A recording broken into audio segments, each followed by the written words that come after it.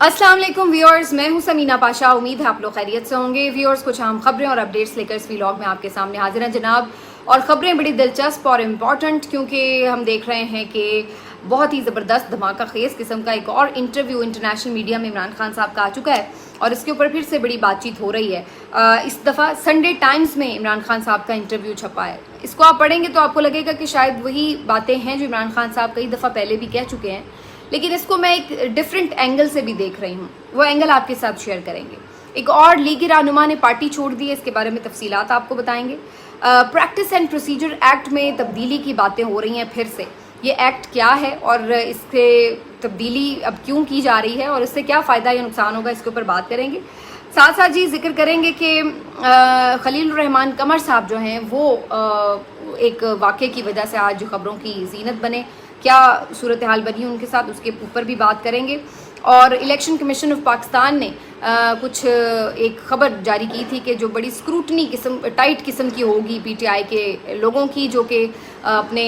नए जो बयान हल्फी हैं वो जमा करा रहे हैं। तो इसके ऊपर भी तफसीलात आपके साथ शेयर करेंगे कि मैक्सिमम इलेक्शन कमीशन अब क्या कर सकता है, किस तरह रोका जाएगा इन लोगों को पीटीआई में शामिल होने से। इसके ऊपर बात करेंगे। अगर वक्त बचा तो फिर IPPs के ऊपर भी कुछ चीज़ें हैं जो आपके साथ शेयर करूंगी। आपसे रिक्वेस्ट है कि चैनल को सब्सक्राइब कर लें अगर अभी तक सब्सक्राइब नहीं किया। चलिए जी, सबसे पहले आपको बताते हैं कि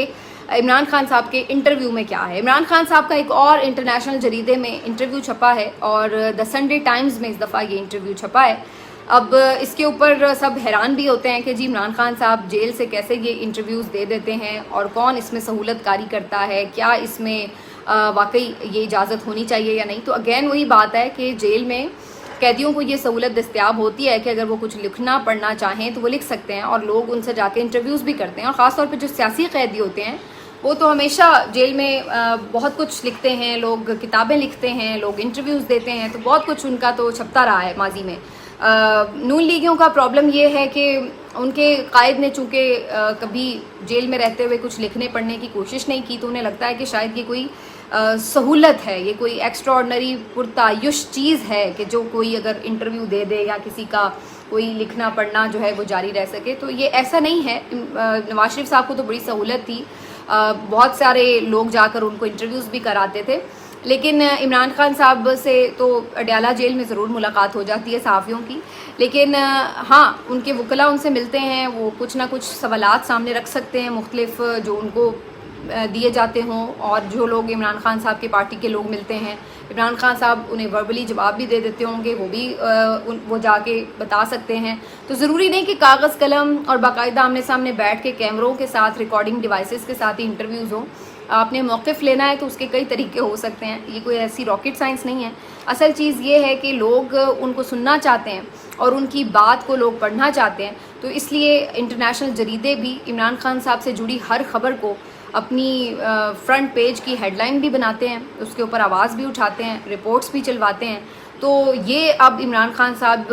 की जो शख्सियत है, जो कि ज़ाहिर है कि आलमी तवज्जो का मरकज़ रहती है, उसकी एक बहुत बड़ी वजह है कि लोग उनसे रब्ता करते हैं और उनका मौक़िफ़ लेना चाहते हैं। बहरहाल इस इंटरव्यू में इमरान खान साहब ने कुछ बड़ी इंपॉर्टेंट बातें की हैं।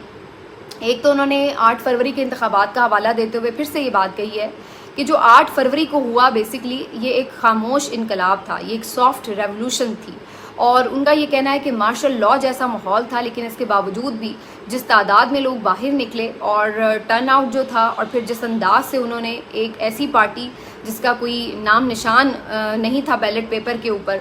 फिर भी उसके उम्मीदवारों को ढूंढ ढूंढ के वोट कास्ट किए, तो ये बेसिकली एक खामोश इनकलाब ही हो सकता है। इसको आप खामोश इनकलाब का ही नाम दीजिए। लेकिन इसके बावजूद भी एक मैसिव रिगिंग के तरीक़ाकार से कैसे बहुत बड़ा मैंडेट का डाका मारा गया, ये एक अलग कहानी है। लेकिन उनका ये कहना है कि अभी भी जिस तरह उनके साथ ट्रीटमेंट किया जा रहा है वो ऐसे है जैसे कि वो कोई दहशत गर्द हो, क्योंकि उन्हें डेथ सेल में रखा गया है। 7x8 का डेथ सेल है, ये बहुत छोटा, और इसमें उन्हें कोई ख़ास सहूलत भी नहीं है। और इमरान खान साहब लिखते हैं कि फिर भी मैं यहाँ पर मुतमईन हूँ, मैं अपने अल्लाह पर यकीन रखता हूँ और मेरा ज़्यादातर वक्त जो है वो मुस्तक़बिल की प्लानिंग के लिए गुज़रता है। और उनका ये कहना है कि अगरचे मैं जेल में हूँ, लेकिन मुझे ये मालूम है कि ये वक्त ख़त्म होने वाला है जुल्म का, और क्योंकि हक़ को बातिल पे गालिब आना ही होता है। اور میرے جو لوگ ہیں ان کے لیے میں ایک امید ہوں. اگرچہ میں جیل میں ہوں لیکن میں اپنے لوگوں کے لیے بہادری اور امید کی نظر سے وہ مجھے دیکھتے ہیں, اور میں ان کے لیے بالکل اپنے مستقبل کی پلاننگ بھی کرتا ہوں, اور مجھے پورا یقین ہے کہ یہ ٹائم ختم ہو جائے گا. اچھا, اب یہ جو ساری چیز ہے اس کو اگر آپ انالائز کریں تو میرے لیے اس میں جو ایک دلچسپ اینگل تھا دیکھنے کا وہ یہ تھا کہ آپ اندازہ لگائیں کہ ایک بندہ جو کہ جیل میں ہے اور جس کے اوپر کتنے ہی مقدمات ہیں, سینکڑوں مقدمات ہیں, اور اس کو پتہ ہے کہ کچھ مقدمے اگر ختم ہو بھی جاتے ہیں تو نئے بھی بن جاتے ہیں, اور اس کو یہ بھی پتہ ہے کہ عدلیہ کے اوپر بھی کس قدر پریشر ہے, جس طرح سے پورا نظام ایک شکنجے میں جکڑا ہوا ہے, یہ سب اس کو آئیڈیا ہے. لیکن اس کے ساتھ ساتھ اس کے باوجود بھی انٹرسٹنگ بات کیا ہے, انٹرسٹنگ بات یہ ہے کہ وہ آپ اس کے آپٹمزم کی حد دیکھیں, ٹھیک ہے, آپ اس کی جو مثبت انداز فکر ہے اس کو دیکھیں کہ اس کو اس بات کا یقین بھی ہے کہ وہ مایوس نہیں بیٹھا ہوا کہ اب تو بس میں یہاں سے مشکل ہی ہے نکل پاؤں یا اس طرح, بلکہ وہ یہ یقین رکھتا ہے کہ یہ نکلنا تو میں نے ہے ہی, اور اس کے یقین کی حد یہ ہے کہ وہ اندر بیٹھا یہ بھی پلاننگ کر رہا ہے کہ اس نے باہر نکل کر کرنا کیا کیا. جو ملک کے مسائل ہیں, جو لوگوں کی امیدیں ہیں, جو ملک میں ایک ریفارمز کی ضرورت ہے, جس طریقے سے ملک کو آگے لے کے چلنا ہے, مختلف معاملات کے حوالے سے کیا پوزیشن ہونی چاہیے, وہ بیٹھ کر اگلا آگے کی پلاننگز بھی کر رہا ہے. اس کو کہتے ہیں کہ آپ کی جو آپٹمزم ہے وہ اتنا یقین کی حد تک ہو کہ آپ اس بات سے قطع نظر کہ پہلے یہ پلاننگ کروں کہ یار میں نے یہاں سے نکلنا کیسے ہے, وہ یہ سوچ کے بیٹھا ہوا ہے کہ جب میں نے یہاں سے نکل تو میں نے جانا ہی ہے, نکلنے کے بعد میں نے کیا کرنا ہے. یہ بات میں اس اینگل سے دیکھ رہی تھی کہ یہ آپ ایک بندے کی جو سمجھ لیں کہ مثبت سوچ کی ایک انتہا ہے. عمران خان صاحب اکثر کہتے ہوتے ہیں کہ جی میں جب میچ کے لیے اتر تھا, بلکہ وہ دوسروں کو بھی یہ مشورہ دیتے ہیں کہ جب آپ میچ کھیلنے کے لیے اتریں تو پھر یہ مت سوچیں کہ اگر میں ہار گیا تو کیا ہوگا, بلکہ یہ سوچیں اگر میں جیت گیا تو کیا ہوگا. اگر آپ ہار کے خوف سے میدان میں اتریں گے تو پھر آپ کھیل نہیں سکیں گے اپنی فل کیپیسٹی میں بھی. تو آپ جیت کے جذبے اور جوش کے ساتھ اس کو فوکس کر کے پھر آپ میدان میں اتریں. تو وہی چیز یہاں پر بھی امپلیمنٹ ہوتی نظر آ رہی ہے کہ وہ یہ نہیں سوچ رہے کہ میں اگر یہیں پہ ہمیشہ رہ گیا تو کیا ہوگا, اگر میں کبھی نکل نہ سکا تو کیا ہوگا, اگر میں یہیں جیل کی کال کوٹری میں مر گیا مجھے سزائے موت ہو گئی تو کیا ہوگا, بلکہ وہ یہ یقین رکھتے ہیں کہ یہ ٹائم تو ختم ہونا ہی ہونا ہے اور میں نے باہر نکلنا ہی نکلنا ہے, اور لوگوں کی امید مجھ سے جڑی ہے, اور جب میں نے باہر نکلنا ہے تو فکر اس بات کی ہے کہ لوگوں کی وہ امید پوری کیسے کر رہی ہے. اب وہ ہوتی ہے یا نہیں ہوتی, سیاست کس رخ پہ جاتی ہے نہیں جاتی, وہ ایک الگ کہانی ہے. لیکن میں صرف آپ کو جو اینگل اس کا مجھے نظر آ رہا تھا, جو مجھے انٹرسٹنگ لگا, وہ یہ تھا کہ یہ ہے آپ کی جس کو کہتے ہیں مثبت سوچ, جس کے اوپر آپ ہر روشن پہلو دیکھتے ہیں. بہرحال یہ عمران خان صاحب کا جو انٹرویو اس کے اوپر اب یہ پھر سے لے دے ہوگی کہ یہ کیسے عمران خان صاحب انٹرویو دیتے چلے جا رہے وغیرہ, تو وہ چلتا رہے گا معاملہ, لیکن یہ ان کا انٹرویو جو ہے ظاہر ہے لوگ پڑھ لکھ رہے ہیں. اچھا جی, دوسری طرف پی ایم ایل این کی صورتحال یہ کہ ان کے اپنے لوگ جو ہیں ان کو چھوڑ کے جا رہے ہیں, اور اب ایک اور سینئر رہنما پی ایم ایل این کے آصف کرمانی صاحب جو کہ نواز شریف صاحب کے بڑے قریبی ساتھی رہے ہیں اور بڑے عرصہ دراز سے اس جماعت کے ساتھ وابستہ رہے ہیں, سینیٹر بھی رہ چکے ہیں اس جماعت کے, اور اب جو ہے انہوں نے پارٹی کو چھوڑنے کا باقاعدہ اناؤنسمنٹ کر دی. کافی عرصے سے ہی ویسے ان کے ایسے بیانات آ رہے تھے جو کہ وہ ایک سمجھ لیں اختلاف کر رہے تھے پارٹی پالیسی سے, تنقید بھی کر رہے تھے. تو آج اب بلکہ ایک آدھ دن پہلے انہوں نے باقاعدہ اس کو اناؤنس کر دیا کہ وہ پارٹی چھوڑ رہے ہیں. اچھا, آصف کرمانی صاحب نے اس موقع پر یہ بھی کہا ہے, جو ابھی کل نواز شریف صاحب کی سٹیٹمنٹ چل رہی تھی کہ جی غریب کے بل بڑے زیادہ ہو گئے ہیں, بڑی مشکل ہو گئی, تو انہوں نے کہا کہ میاں صاحب آپ کو یہ بتایا جاتا ہے کہ سب اچھا ہے لیکن سب اچھا نہیں ہے, اور یہ بات آپ کو سمجھنی ہوگی کہ لوگ جو ہیں اس وقت اس قدر تکلیف اور پریشانی میں مبتلا ہیں, اور جو پی ایم ایل این کی اس وقت سیاست ہے وہ کسی طرح بھی لوگوں کے فائدے یا لوگوں کی پسند کی طرف نہیں ہے, بلکہ وہ ایک ٹوٹلی ڈفرینٹ سیاست کر رہے ہیں. تو بہرحال آصف کرمانی صاحب نے بھی اپنی راہیں جدا کر لی ہیں. اب آ جاتے ہیں جی پریکٹس اینڈ پروسیجر ایکٹ کی طرف. پریکٹس اینڈ پروسیجر ایکٹ آپ کو یاد ہوگا یہ لایا گیا تھا جب عمر عطا بندیال صاحب چیف جسٹس تھے, اور اس وقت سادہ قانون سازی کی گئی تھی جس کے تحت سپریم کورٹ کے رولز میں تبدیلی کی گئی تھی. اور اس تبدیلی میں کیا کیا شامل تھا کہ بینچ بنانے کا جو اختیار ہے وہ چیف جسٹس آف پاکستان جو کہ پہلے صرف اکیلے ہی استعمال کرتے تھے, اس کو ترمیم کر کے ایک کمیٹی کو دے دیا گیا، اور یہ کمیٹی بنائی گئی تھی کہ جی 3 رکنی کمیٹی ہوا کرے گی جو کہ 3 سینئر موسٹ ججز پر مشتمل ہوگی. ایک تو خود چیف جسٹس ہوں گے اور باقی 2 سینئر موسٹ جو ججز ہیں وہ اس کا حصہ ہوا کریں گے، اور وہ 3 لوگ مل کے یہ ڈیسائیڈ کریں گے کہ کون سا بینچ بننا ہے، اس میں کون سے جسٹس ہوں گے، اور اس کے ساتھ ساتھ وہ کون سا مقدمہ سنے گا. تو جو روسٹر بنانا ہوتا ہے اس کے لیے یہ کمیٹی جو ہے وہ فیصلہ کرے گی. اس وقت اس پورے ایکٹ کا مطلب واضح نظر یہ آ رہا تھا کہ چونکہ جسٹس عمر عطا بندیال صاحب کے اوپر یہ الزام لگایا جاتا تھا کہ وہ ہم خیال بینچز بناتے ہیں اور اپنے لائک مائنڈڈ جو ججز ہیں ان کو اپنے ساتھ مقدمات میں رکھتے ہیں، اور بہت سے اہم سینئر ججوں کو وہ اہم کیسز کی سماعت میں شامل نہیں کرتے، تو انہیں اس چیز سے روکنے کے لیے ان کے اوپر ایک پہرا بٹھانے کے لیے یہ بنایا گیا تھا قانون. لیکن اس وقت ویسے ہی عمر عطا بندیال صاحب کا تھوڑا ہی عرصہ رہ گیا تھا، اور انہوں نے اس معاملے کے اوپر کیا یہ کہ جب اس معاملے کو چیلنج کیا گیا تو عمر عطا بندیال صاحب نے اس کے اوپر ایک اسٹے آرڈر دے دیا، اور اس کے بعد انہوں نے کہا کہ جو بھی اگلے چیف جسٹس آئیں گے وہ خود ہی اس معاملے کو نمٹا لیں گے، اور وہ اپنے جو ٹرم تھی اس میں وہ اپنے چیف جسٹس کے پورے جو اختیارات تھے وہ انجوائے کر کے جب گھر چلے گئے تو چیف جسٹس قاضی فائز عیسیٰ صاحب آئے، اور انہوں نے آ کے اس معاملے کو ٹیک اپ کیا، اس کے اوپر ایک فل کورٹ بنایا، اور انہوں نے اس کو پھر سماعت کے بعد یہ فیصلہ دیا اس پوری فل کورٹ نے کہ جناب پریکٹس اینڈ پروسیجر کے تحت یہ بات درست ہے کہ سپریم کورٹ میں بھی جمہوریت آنی چاہیے، اور چیف جسٹس کو ایک آمر کی طرح تمام اختیارات اپنے ہاتھ میں نہیں رکھنے چاہیے، بلکہ 3 رکنی کمیٹی میں یہ اختیارات ڈسٹریبیوٹ ہونے چاہیے. اور اس کے بعد پھر آگے ہم نے دیکھا کہ قاضی فائز عیسیٰ صاحب جو ہیں وہ 3 رکنی کمیٹی کے ساتھ مشاورت کے بعد ہی بینچز تشکیل دیتے رہے. اگرچہ اس کے باوجود بھی بہت سے بینچز میں ابھی بھی یہ الزام لگتا رہا ہے کہ جی ہم خیال بینچز ہیں، لیکن بہرحال وہ ظاہر ہے اس میں جسٹس منیب یا جسٹس منصور علی شاہ جو ہیں وہ اس میں ان کی حمایت کرتے ہوں گے تو تبھی وہ بینچ بنتا ہوگا. اور اس سے پہلے بھی جو جج صاحب تھے ان کے حوالے سے جسٹس سردار طارق مسعود صاحب تھے اس وقت سینئر موسٹ چیف جسٹس کے بعد، تو وہ ان کے ساتھ تھے، تو اس لیے چیف جسٹس صاحب کو کوئی بہت زیادہ مشکل تو پیش نہیں آئی. لیکن اب انہیں ضرور مشکل پیش آ رہی ہے جب جسٹس منصور علی شاہ اور جسٹس منیب اختر صاحب اگر کسی بات سے انکار کر دیتے ہیں تو پھر قاضی صاحب کے پاس اکثریت نہیں رہتی. اور یہ معاملہ ہوا جب ابھی نظر ثانی کی اپیل دائر ہوئی PMLN کی مخصوص نشستوں کے لیے، وہاں پر قاضی صاحب لگانا چاہتے تھے سماعت کے لیے اس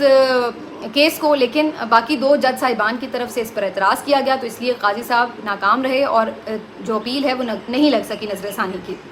اب خبریں یہ آ رہی ہیں کہ حکومت ایک دفعہ پھر کوشش یہ کر رہی ہے کہ جی ایک سادہ قانون سازی کے ذریعے دوبارہ سے اس کو چینج کر دے اور واپس اس کو چیف جسٹس آف پاکستان کو اختیارات دے دے کہ جی وہی ماسٹر آف روسٹر ہیں اور وہی اکیلے بینچز تشکیل دے سکتے ہیں. ویسے تو یہ صرف خبر ہی ہے اور مجھے آنیسٹلی لگتا ہے کہ شاید ایسا نہیں کرے گی حکومت. اس کی وجہ یہ ہے کہ قاضی صاحب تو اب شاید 2-3 مہینے کے بعد چلے جائیں، لیکن اس کے بعد جسٹس منصور علی شاہ صاحب آ جائیں گے جن کے بارے میں اب اس حکومت کو یہ اندازہ ہو چلا ہے کہ وہ کسی دباؤ وغیرہ میں نہیں آ رہے اور وہ کوئی سیٹلمنٹ بھی نہیں شاید کرنا چاہتے. تو پھر اگر ایسے میں اس چیف جسٹس کو مزید اختیارات دے دیں کہ لیں جی آپ کر لیں، تو یہ تو ممکن نہیں ہے. تو اس لیے اب انہوں نے اس کے لیے سوچنا یہ شروع کیا ہے کہ کیوں نہ اس کمیٹی کو بڑا کر دیا جائے اور 5 رکنی کمیٹی بنا دی جائے. اس سے بھی مقصد یہی نظر آتا ہے کہ زیادہ جو ججز ہیں وہ بیٹھیں گے تو اس میں جو ایسے ججز ہیں جن کو آپ سمجھتے ہیں کہ وہ آپ کے حق میں فیصلہ دیں گے تو وہ زیادہ شاید ہمارے لیے فیوریبل ہو جائے گا. تو وہ اس لیے یہ پلاننگ بھی کر رہے ہیں کہ جس کو ترمیم کر کے 5 رکنی کمیٹی بنا دی جائے. ایک تو مجھے اس بات پہ ہنسی آتی ہے کہ یہ لوگ کیسے لوگ ہیں کہ آپ ہر سال چند مہینے بعد اپنی ہی کی ہوئی ترامیم کو کہہ دیتے ہیں کہ اس میں خرابی ہے لہٰذا اس کو چینج کر دیں،